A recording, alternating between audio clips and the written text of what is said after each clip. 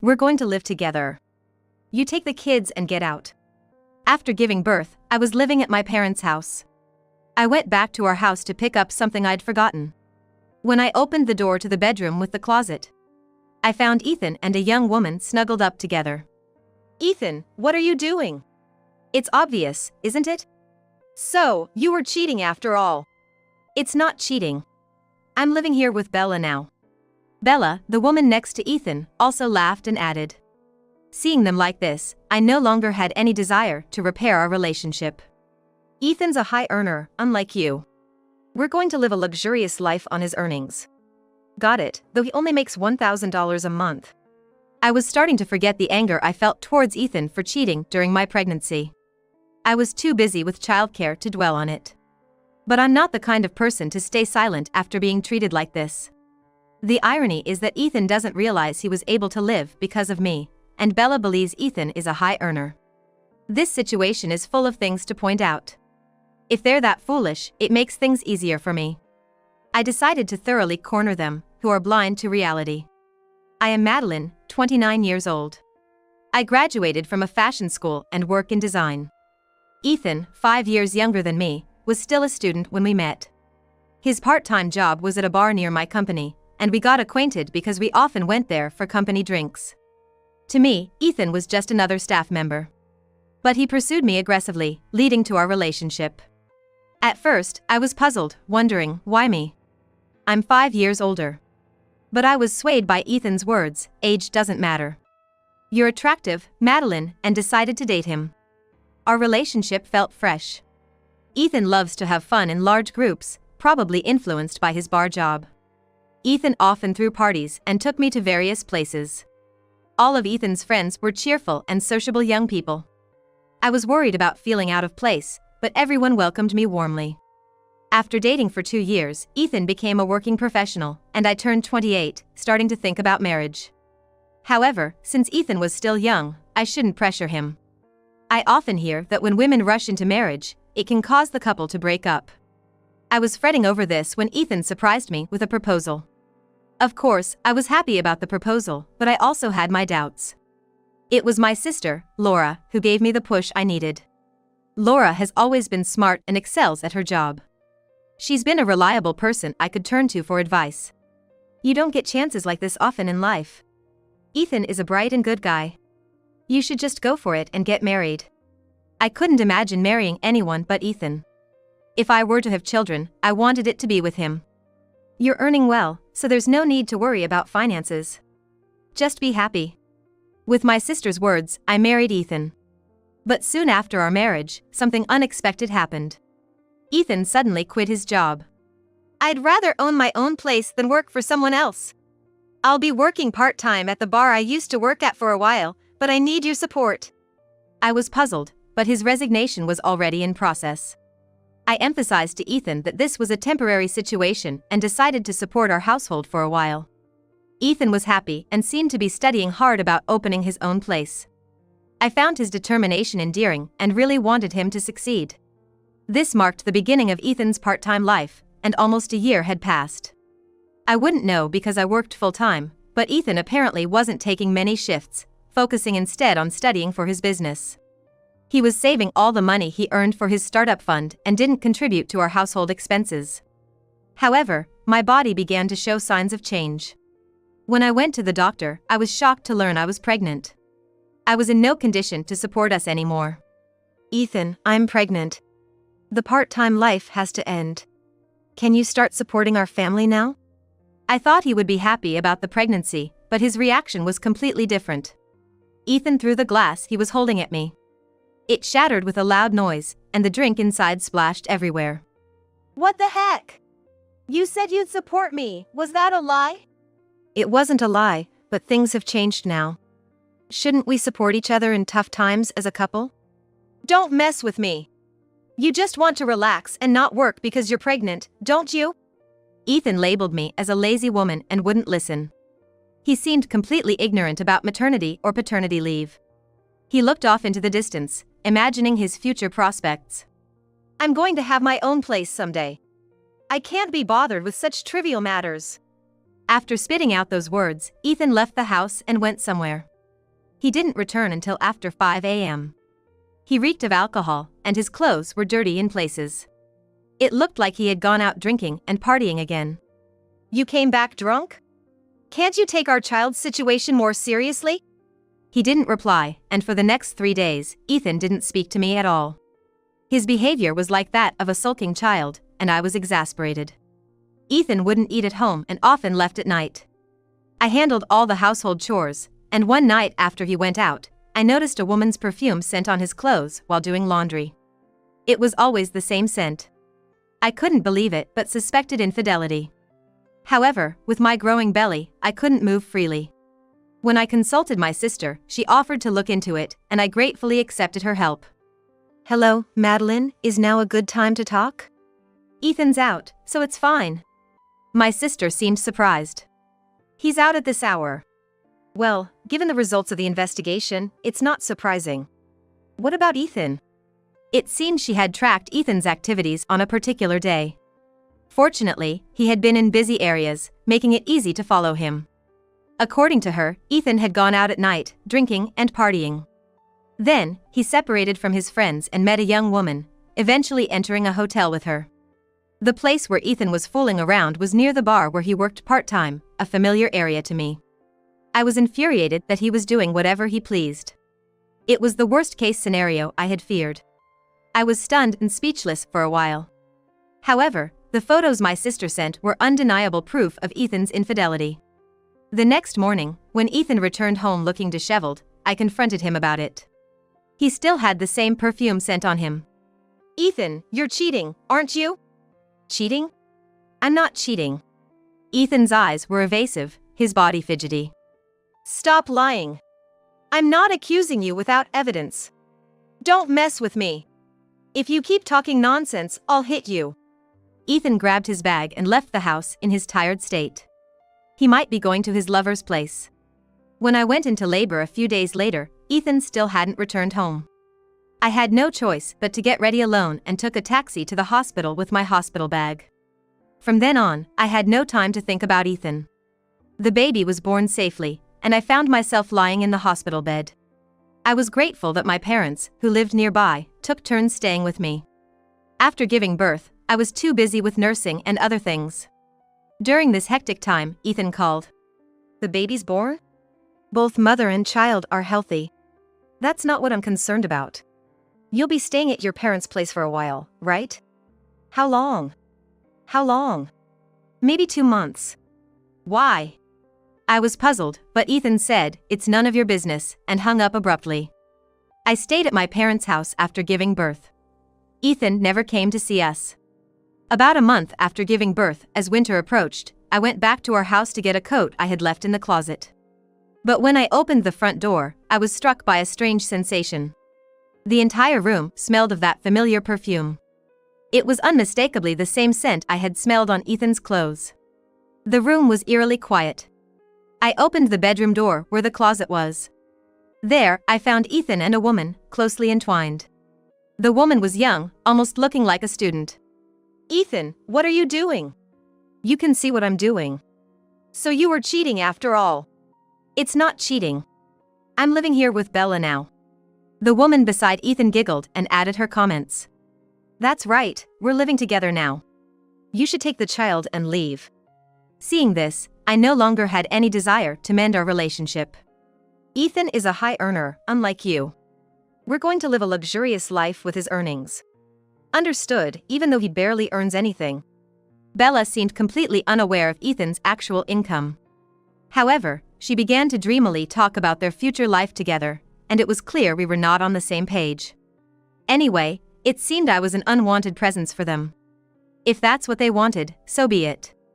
I quickly grabbed my coat and was about to leave. Wait, take this with you. It's perfect timing. He handed me a divorce form. Filled out in every section except mine. I made a quick decision. I'll fill it out right here. I completed the divorce form on the spot and handed it back to Ethan. Here you go. Please send the rest of my belongings by courier later. Sure. Saves me the trouble. Bye. Don't come back. As I closed the bedroom door, I could hear their laughter from behind. I went back to my parents' house and told my sister about the divorce. When I mentioned Ethan being cozy with another woman in the bedroom, she seemed astounded. I actually found out something about Ethan's cheating. What is it? My sister recalled that during Ethan's drinking spree at the bar, he had mentioned a certain app. A matchmaking app that seemed a bit shady. I registered on it. Are you sure that's safe, sis? I'm single, and there's no harm in just registering. Plus, it's free for women.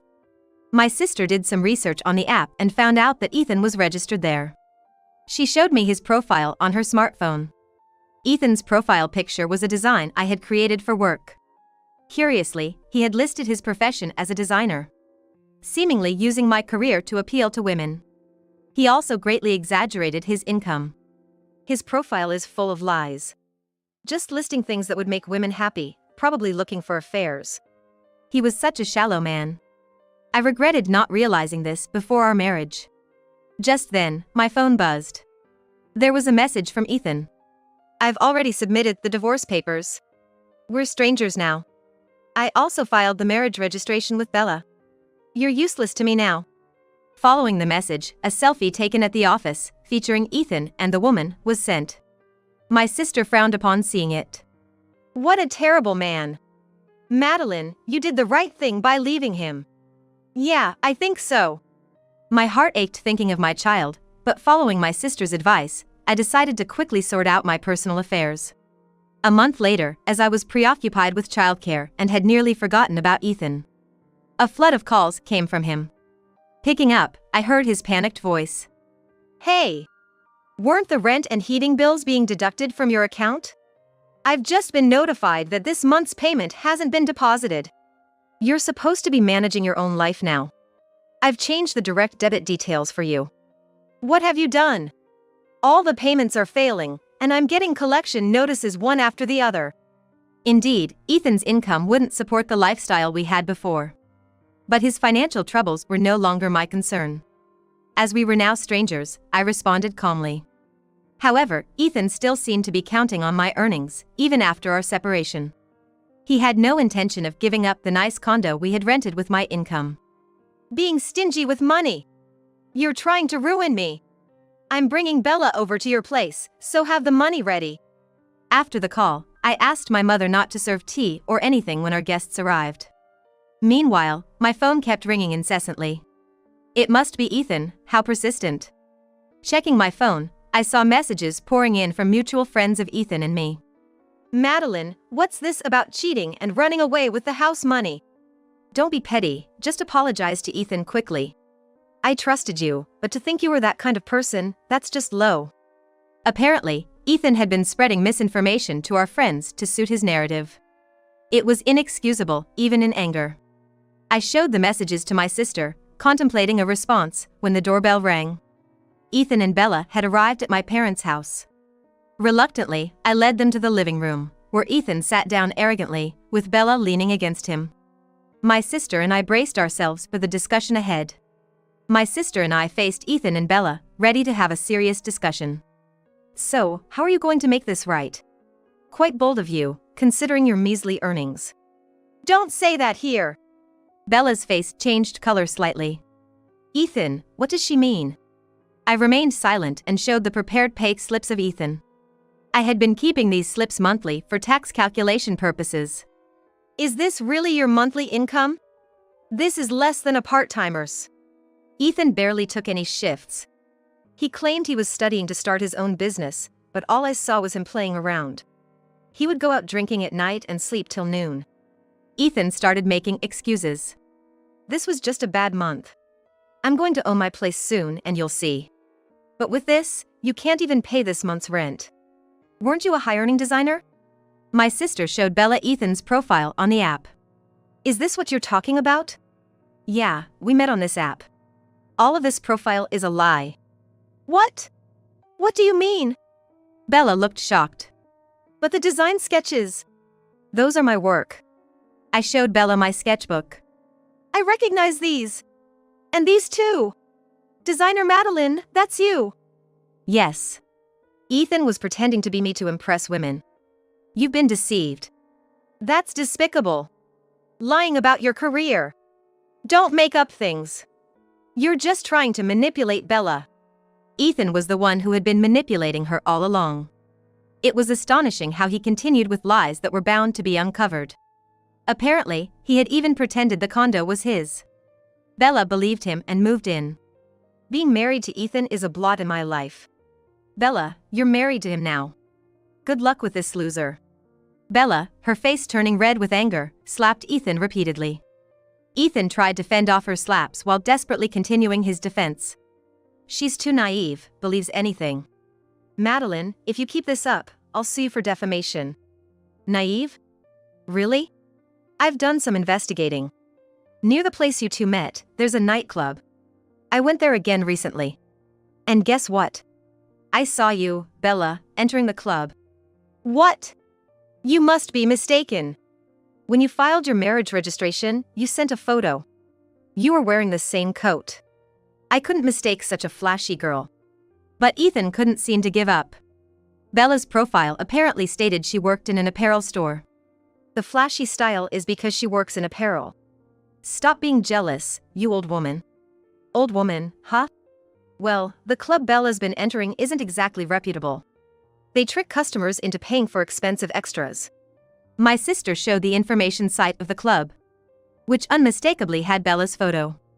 That's a lie. Sure, Bella's often not home at night, but she said it's because work runs late. Why don't you think back on what you've been doing to Bella, Ethan? You've been lying as effortlessly as breathing, right? Now that I think of it, she does have a lot of luxury brands that you couldn't afford on your regular earnings. Suddenly, Bella shouted. It's all out now! Yes, I'm the #1 girl at that club, and I'm known as Princess. I've got lots of men showering me with gifts. I couldn't help but feel a headache coming on. Ethan and Bella, both so deluded. Bella, was everything you told me a lie? Likewise. If I knew you weren't a designer, I wouldn't have dated you. Liar. A little embellishment on my resume is nothing compared to what you've done. What you've done is a betrayal to men. Ethan, even now, wanted to claim he was not at fault. Suddenly, Ethan started hitting Bella. Their ridiculous exchange was unbearable, and I finally spoke up. Both of you are the same, a pair of liars. Just get along with each other. In the end, I was the only one not lying. Ethan looked at me with tearful eyes. Madeline, I was wrong. Can't we start over?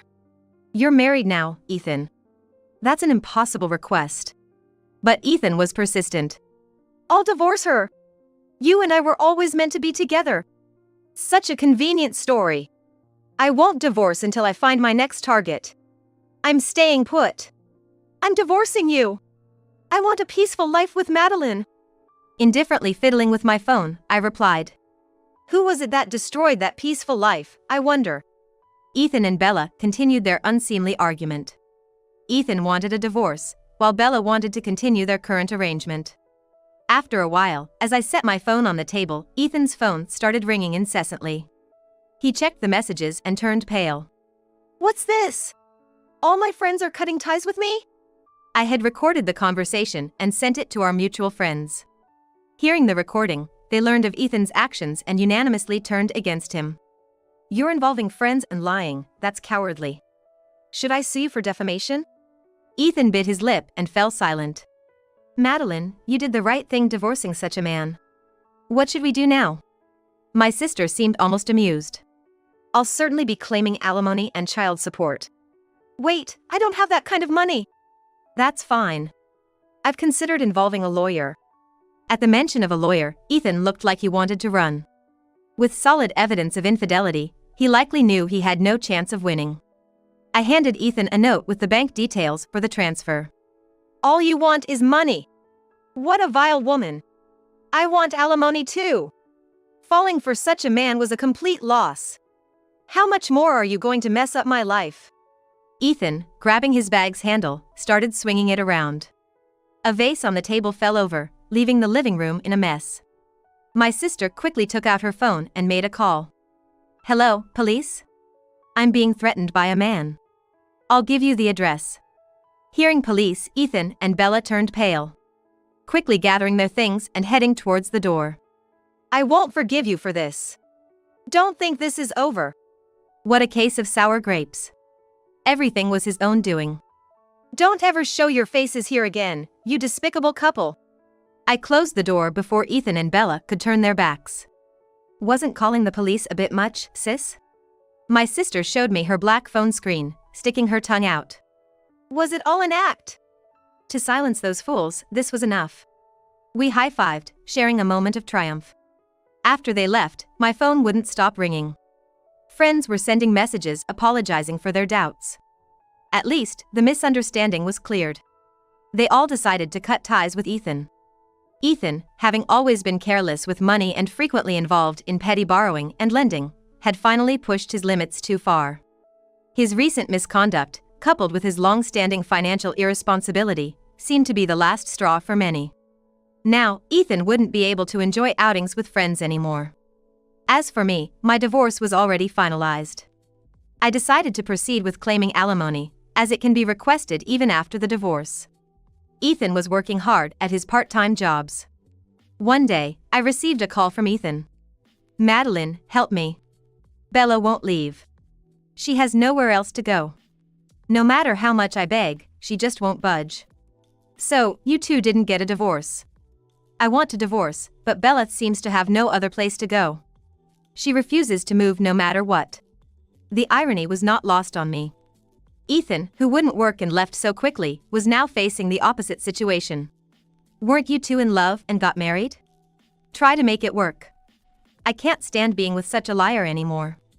Bella is openly using dating apps right in front of me. She dresses up and goes out at night, and she doesn't contribute to the household financially." I couldn't help but suppress a laugh. Bella's actions were unexpected, but it seemed she was giving Ethan a hard time. "Poor you. But I endured similar treatment from you, even through my pregnancy. Why don't you try a bit harder? Come on. Bella takes all the money I save. Please help me." Ethan's voice was whiny. I felt nothing but a visceral disgust for him. I firmly refused his plea for help and hung up. According to a mutual friend, Ethan was later fired from the bar. He couldn't resist flirting with a regular customer. The manager was furious, reminding Ethan of all the nurturing he had done, and threw him out without a word. With almost no employment history, Ethan struggled to find another job and eventually resorted to debt. Unable to borrow from reputable lenders, he fell into a cycle of borrowing from shady sources to pay off other debts. Meanwhile, Bella continued living in Ethan's house, going out to nightclubs and meeting men. Bella had nowhere to live originally and targeted Ethan, seemingly well off, leading to their marriage. She seems to rely on men for her lifestyle. She is now desperately looking for a man with better prospects. Despite Ethan's pleas, Bella refuses to leave, resulting in endless arguments. I mercilessly demanded from Ethan $60,000 in alimony for his infidelity, along with child support. So far, he has been making the payments on time. My sister's bluff and threats seem to have worked effectively. Ethan occasionally calls asking for help, but I ignore him completely. His troubles seem minor compared to the pain I endured. With the support of my parents and sister, I'm comfortably raising my child. My single sister adores the baby, who is growing up healthy and happy. The child was growing up healthily and happily. I cherish the ordinary moments of parenting, singing with my child, playing in the bath. These are precious and enjoyable times. Starting next month, I plan to place the child in daycare during the day and return to work on a reduced hours basis. I love my work. And am excited to return. My company is very understanding and accommodating of my situation as a single mother. I look forward to cherishing the things I love while embarking on a new journey in life.